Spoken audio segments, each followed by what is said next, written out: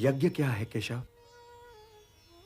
अलग अलग लोग यज्ञ की परिभाषा भी अलग अलग करते हैं पार्थ। कुछ लोगों के लिए यज्ञ ब्रह्म का स्वरूप है, उनके लिए सब कुछ ब्रह्म है। कुछ लोग देवताओं को प्रसन्न करने के लिए यज्ञ करते हैं, तो उनके लिए पूजा ही यज्ञ है। कुछ साधक आत्मा को परमात्मा से मिलाने की साधना को यज्ञ कहते हैं।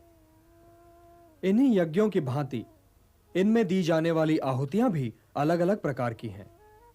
कोई धन की आहुति देता है तो कोई कर्म की।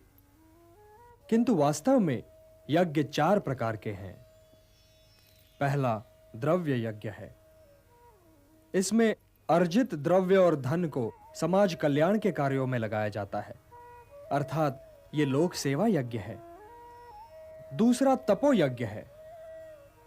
जब कोई अपने कर्म को अपनी तपस्या बना लेता है तो उसका जीवन तपो यज्ञ बन जाता है।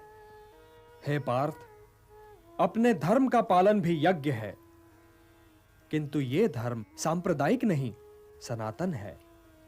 यह व्यक्ति और समाज दोनों ही के लिए कल्याणकारी है।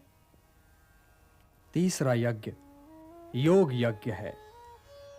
इसमें अष्टांग योग की साधना की जाती है और इसमें लोग ध्यान और समाधि का मार्ग अवलंब करते हैं।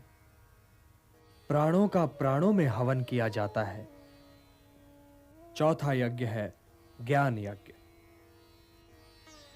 यूं तो पार्थ चारों ही यज्ञ महत्वपूर्ण हैं, परंतु श्रेष्ठतम है ज्ञान यज्ञ, क्योंकि ज्ञान ही तो अच्छे और बुरे में अंतर करता है और अपनी अग्नि में तपाकर कर्म को शुद्ध करता है और शुभ बनाता है।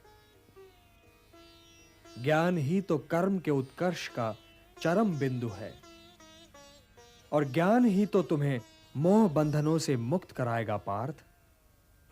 हे पार्थ, पाप के सागर को केवल ज्ञान की नौका ही पार कर सकती है। कर्म करो तुम ज्ञान से, श्रेष्ठ ज्ञान है धर्म। कर्म योग ही धर्म है, धर्म योग ही